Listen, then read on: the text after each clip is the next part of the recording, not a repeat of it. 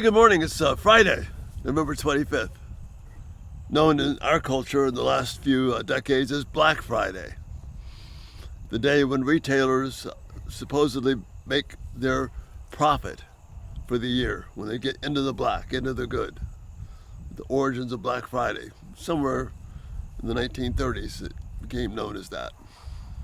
But welcome to Everyday Talk 24/7. And just have some random thoughts today about today, November 25th, 1 month before Christmas. And I guess what I want to talk about today is, are we going to be different about Christmas?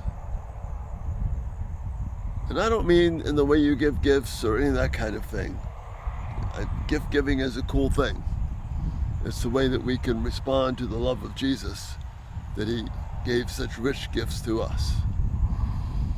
But I think what really matters this next month, this time leading up to the coming of Christ, when we celebrate it, that time period, whether you call it the Advent or anticipating Christmas, whatever it is, it's when we think about when Jesus came to earth as a little child, doing everything the exact opposite of what any of us would have planned.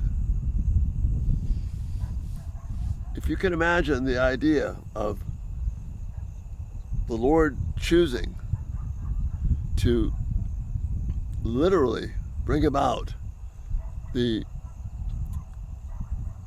salvation, the redemption, the renewal, the hope of the entire planet Earth by sending a tiny little child,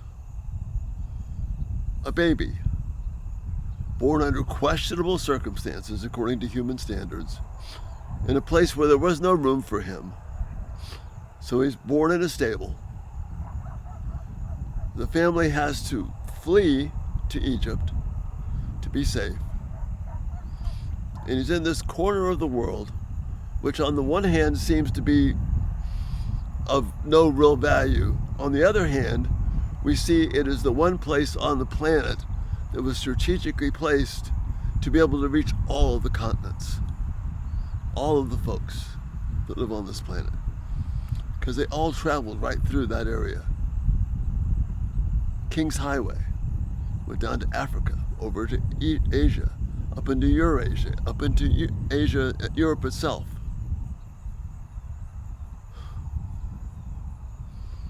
No, it makes no sense to us. It appears random. But you see, there's nothing random in what God does. And in your life right now, as we anticipate the celebration of Christ's coming and literally being the hope of the world, whether everybody agrees with this or not is irrelevant. It is the hope of the world. It is your hope. Without this 33-year period, starting whenever the Lord Jesus came and was born, those 33 years that Christ was on this planet is the reason that we have hope, is the reason that we continue on, that we have air to breathe, that we have seasons, because God has people that he wants to continue to bring to himself. That was Christ's mission. And these people that he brings to himself, it's not just to leave them in this state of, wow, I'm saved, now I'm over. But now I'm saved, now it begins. So no matter what place you're in this morning, whether you're encouraged or discouraged, whether you think life is random, or whether you think life is against you, or whether you see God's wonderful plan at work, what's meaningful there is that God is at work. It's not random. So in that sense, my thoughts this morning aren't random. God is bringing us together in this situation to think about the wonder and power of this season where we remember and celebrate the fact that we all have life because of the life that Jesus came to live and to give and to die and to rise again. And because that happened, we don't have to look at tomorrow as something where there's no hope. Rather, we look at tomorrow and see that today we have hope. I can look at tomorrow and see that today I have hope. Think about that. If you look at tomorrow, you can see that today you have hope. And because of that, I can be invested in what really matters. Let this Christmas season, this month between now and December 25th, be a time that reminds you of the faithfulness of Christ. And as you give gifts, don't give to get, give to truly give. Don't give to earn status, because the status is already taken care of in God and His faithfulness.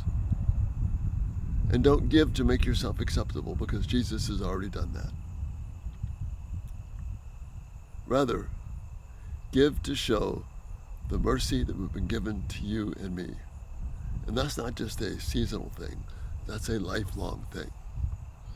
The best presents we can give are probably not the ones that we wrap, but the ones that evolve from our heart, because we're blown away by Christ. And those are my random thoughts for this day after Thanksgiving. Again, so grateful for the opportunity just to be able to talk with you. So grateful for your encouragement. Again, love your comments, your feedback. Thank you so much for those of you who are praying for what's happening here. Thank you for those who are supporting financially. Thank you for joining with me in talking about the things that matter. Everyday talk, because the Bible matters every day. Christ matters every day. Our faith matters every day. Blessings to you this day, and Lord willing, we'll see you tomorrow. You have a great day.